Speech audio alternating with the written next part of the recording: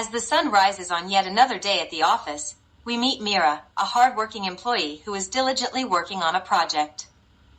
Suddenly, her boss walks in. Hey, Mira. I need you to stay late tonight to finish up that report.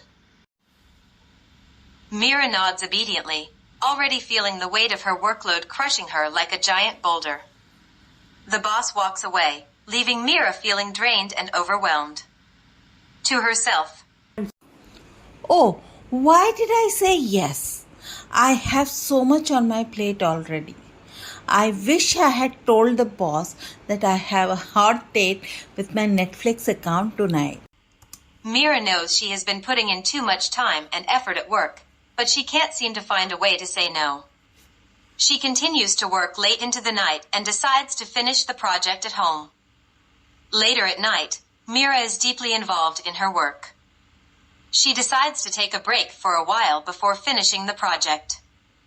Suddenly, her phone buzzes with a text from Reema, her friend in need. Hey, Mira, I need your help with something. Can you come over tonight? Mira feels the rush of adrenaline on her brain and her anxiety rising as if she will faint. She hesitates to say no and tries to juggle work and social obligations.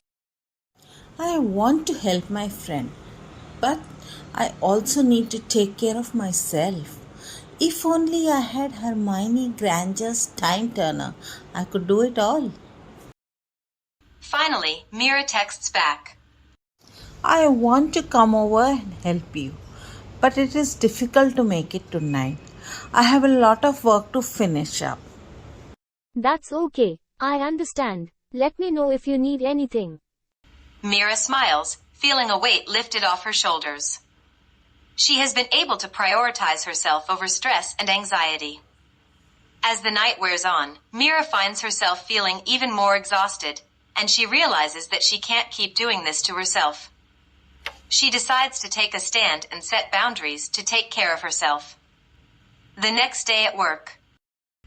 Hey, Mira. Can you take on another project? It's due by the end of the week. Mira, say it. You're tired and there's a lot of work to be finished. If he gets angry, he can take a chill pill and join a yoga class. Actually, I need to focus on finishing up the current project before I can take on anything else. I'll let you know when I'm ready for more work. The boss seems surprised, but nods. Okay, let me know. Despite the surprise on her boss's face, Mira feels proud of herself for standing up for her needs and taking care of herself. Later that day, Mira takes a break and goes for a walk in the park. As she breathes in the fresh air, she realizes that setting boundaries isn't always easy, but it's necessary for her well-being. As Mira enjoys a cup of coffee, she thinks about how important it is to take care of herself.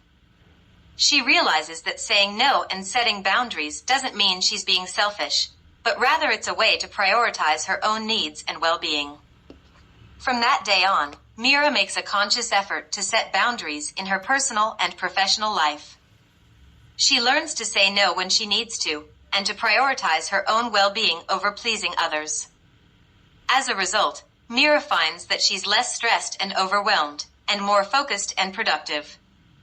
She's able to achieve more at work and still has time for the things she loves outside of work. And, to her surprise, Mira discovers that by setting boundaries and taking care of herself, she gains more respect from her colleagues and friends. They admire her for her self-care and learn to respect her boundaries.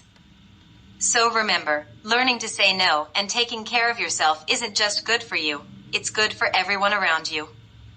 It sets an example for others to follow and helps create a healthier and more balanced life for everyone involved.